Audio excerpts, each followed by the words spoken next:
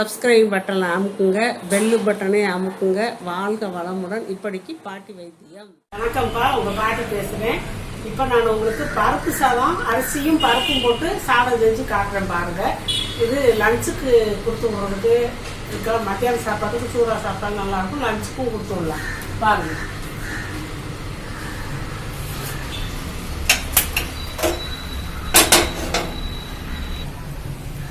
இந்த இதில் ஒரு உலக்குப்பா அரிசி போட்டிருக்கேன். நம்ம சாதாரண சாப்பாட்டு அரிசி தான் போட்டிருக்கேன். உலக்கு துவரம் பருப்பு போட்டிருக்கேன். போட்டு ஊற வச்சுருக்கேன். ஒரு அரை மணி நேரம் ஊற வச்சு கழுவி ரெடியாக எடுத்து வச்சுருக்கேன். ஒரு 100 கிராம் வெங்காயம், 2 தக்காளி, பச்சை மிளகா 2 இதை எடுத்து வச்சுருக்கேன். தாளிக்க கருவேப்பிலையெல்லாம் வச்சுருக்கேன். இதை இப்போ தாளிச்சுக்காரு. ஒரு 1.5 ஸ்பூன் எண்ணெய் விட்டாச்சுப்பா, நல்லெண்ணெய். 1.5 ஸ்பூன்னு கம்மியாக தான் இருக்கு. 1.5 ஸ்பூன் ஊற்றியாச்சுப்பா. காஞ்சிருச்சுப்பா. அரை டீஸ்பூனு இது கடுகு போட்டாச்சு.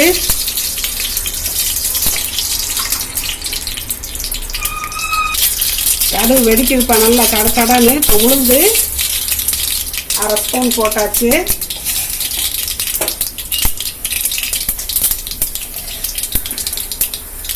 சீரகம் வந்து அரை ஸ்பூனு, வெந்தயம் சும்மா 1/4 டீஸ்பூன் போட்டாச்சு.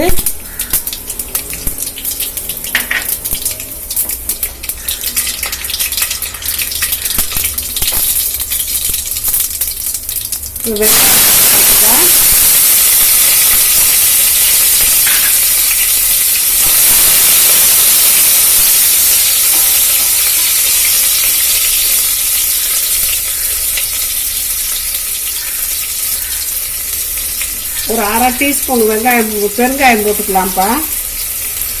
ஏன்னா இது வந்து பருப்பு சாதம், நல்லா பெருங்காயம் அவங்களுக்கு நல்லா தேவையானதான் போட்டுக்கோங்க. பருப்பு சாதம் கொஞ்சம் செரிமானத்துக்கு பெருங்காயம் போடுறது நல்லது.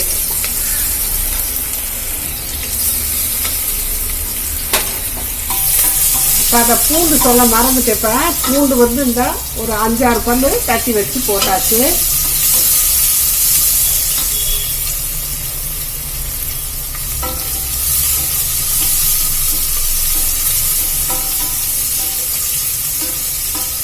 வெங்காயம் வதங்கினது போதும். இப்போ தக்காளி போடுறப்பா.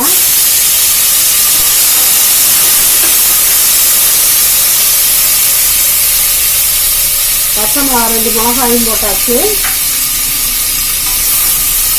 இப்போ அந்த சாதத்துக்கு தேவையான அளவு உப்பு போட்டோம்னா சீக்கிரமாக மசிஞ்சிடும், வேலையாயிடும். இந்த பாருங்க, சாதத்துக்கு தேவையான அளவு உப்பு கீழே போட்டாச்சு.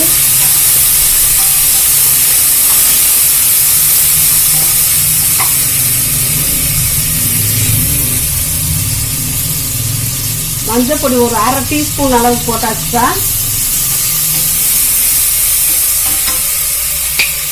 பருப்பு சாதத்துக்கு ரொம்ப காரம் வேண்டாம், குழந்தைகளுக்கெல்லாம் கொடுக்கலாம் செய்யலாம் தான்.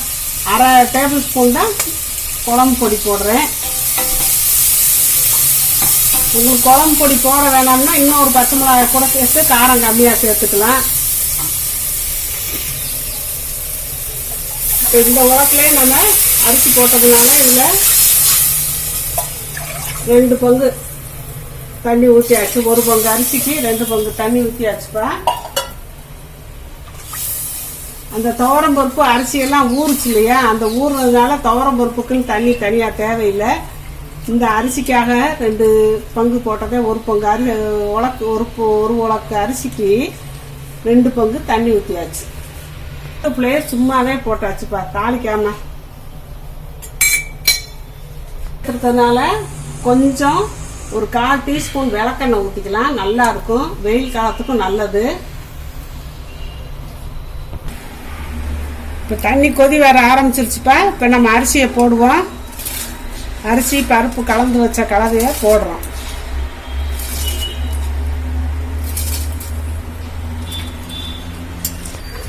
இப்போ நல்லா கலந்து விட்டாச்சுப்பா. இதில் வந்து இப்பயே நம்ம உப்பு பார்த்துக்கறணும். உப்பு கரெக்டாக இருக்கான்னு பார்த்துக்கிட்டு பத்தலைன்னா போட்டுக்கலாம். அதனால தான் சொல்கிறேன்.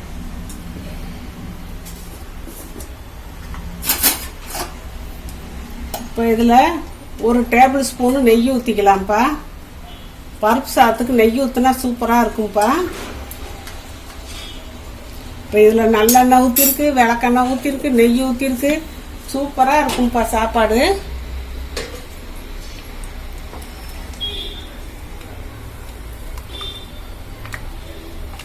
நெய்யை நல்லா கலந்து விட்டேன். எனக்கு உப்பு கரெக்டாக தான் இருக்குது. நீங்கள் செய்யும்போது பார்த்து இந்த ஸ்டேஜில் நீங்கள் உப்பு பார்த்துட்டு மூடி வச்சிடலாம்ப்பா.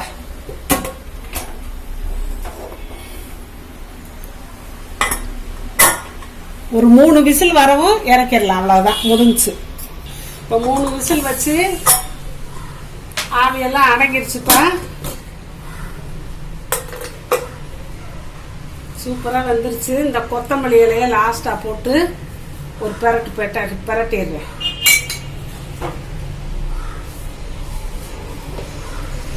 சூப்பராக வந்துருச்சுப்பா.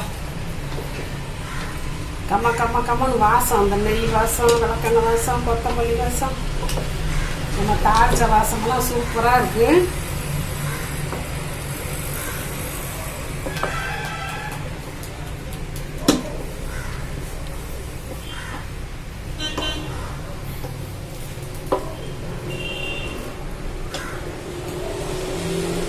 ரெடி ஆயிடுச்சுப்பா. இந்த தட்டில் போட்டு வச்சு காட்டுறேன். இப்போ இந்த சாதத்துக்கு இது புளிக்காய் மாதிரி வச்சிருக்கேன், அது சூப்பராக இருக்கும். அப்பளம் பொரிச்சு வச்சுக்கிட்டா நல்லா இருக்கும். இந்த உருளைக்கிழங்குல அது வறுவல் பண்ணி வச்சாலும் நல்லா இருக்கும். இப்போ நான் புளிக்காய் வச்சிருக்கேன். நல்லா எடுத்து ரொம்ப மேட்சா இருக்குப்பா. ஏன்னா இதில் பருப்புல நம்ம புளியிலேயே ஊற்றலாம். அது புளிக்காய்ங்கிறது ரொம்ப மேட்சா இருக்கும். இந்த மாதிரி செஞ்சு நீங்கள் சாப்பிட்டுக்கோங்கப்பா. சூப்பராக இருக்கும். இது மாற்றி மத்தியானம் லஞ்சுக்கு டெய்லி என்ன குழம்பு வச்சுட்டு கொடுக்குறது, டெய்லி தயிர் சோறு கொடுத்தாலும் பசங்க சங்கடப்படுவாங்க. இப்படி ஒரு நாளைக்கு நம்ம பருப்பு சாதமாக பண்ணி கொடுக்கலாம். பார்க்க வளமுடன். இப்போ நிறைய பேர்ப்பா நான் அவங்க கொஸ்டினுக்கு ஆன்சர் சொல்கிறதுலன்னு கேட்குறாங்க. சொல்லிக்கிட்டு தான் இருக்கேன். நான் அதுக்குன்னு சொல்லி பார்வையாளர்கள் கேள்வி பதில் நான் போட்டிருக்கேன்.